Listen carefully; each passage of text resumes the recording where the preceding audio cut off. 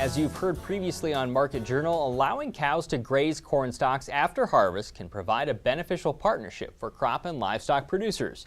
University of Nebraska-Lincoln research has found no negative yield impacts to corn or soybeans the year after grazing. In fact, a location in eastern Nebraska showed a slight yield increase in soybeans after cows grazed residues.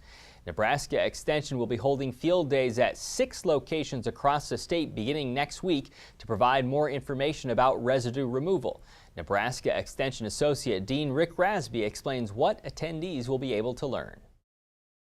We have 6 cooperator sites. Collected data over the last 3 years. At each of the cooperator sites, they agreed to implement 3 treatments.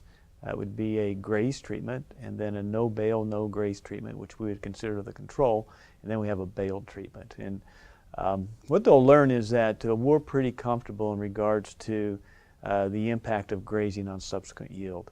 That data, as well as other data at the University of Nebraska, says there's no negative impact, and they'll learn about that and how we constructed the experiments at the cooperator sites. We've also looked at the soil attributes, and there's some interesting conversation around there.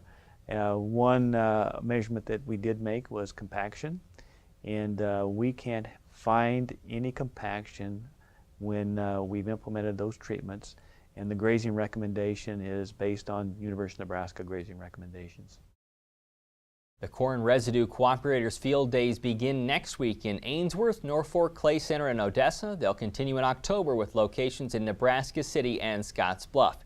You can find more information about the events on the Market Journal website.